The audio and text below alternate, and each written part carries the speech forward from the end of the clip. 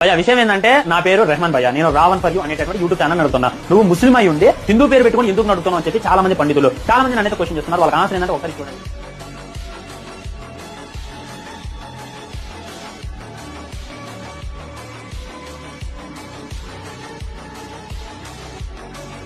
ఈ రెహమాన్ మాక్సిమం వాడి వీడియోస్ లో తన రియల్ నేమ్ బయటికి రాకుండా వాడు ఒక హిందువులా నటిస్తూ హిందువులకి బ్రెయిన్ వాష్ చేయడానికి నానా రకాల అటెంప్ట్స్ చేస్తున్నాడు. నేను ఒక సాటి ఇదిగా తిరుపతి వెళ్ళేటటువంటి వాడిగా నేనైతే డైరెక్ట్ అడుగుతున్నా, ఇప్పుడు ఉన్నటువంటి టీటీడీ నేను ఒక సాటి ఇదిగా తిరుపతి వెళ్లే వాడిగా ఎంత తెలివిగా ఈ సెంటెన్స్ ఫ్రేమ్ చేశాడో చూసారా. ఇతను ఒక ముస్లిం అని చాలా మందికి తెలియదు. మన దీక్షలని అవమానిస్తూ వీడియో పెట్టి పైగా హిందువుల బిల్డప్ ఇస్తూ మాట వదిలేస్తున్నాడు. కాబట్టి మనం రియాలిటీ అనేది ఎలా ఉందనేది తెలుసుకోవడం చాలా ఇంపార్టెంట్. పుష్ప సినిమా గురించి మాట్లాడుతూ వీడికి ఏ మాత్రం సంబంధం లేని మన పురాణాల్లో ఉన్న వాటి గురించి ఎంత తెలివిగా గొప్పగా చెప్తూ ఇన్సల్ట్ చేస్తున్నాడో మీరే చూడండి. ఉదాహరణకి రాముల వారు వాలిని దొంగ దెబ్బ తీసి చంపేశారు. ఆ మాత్రానికి అందరం మనం దొంగ దెబ్బ తీస్తామా చెప్పండి? ఇలా చేసే వీడు అప్పుడప్పుడు సనకానందం పొందుతూ ఉంటాడు. ఇది వీడి ఓల్డ్ ఫేస్బుక్ ప్రొఫైల్. అండ్ ఇది చూస్తేనే మనకు అర్థమైపోతుంది ఇతను ఒక ముస్లిం అని.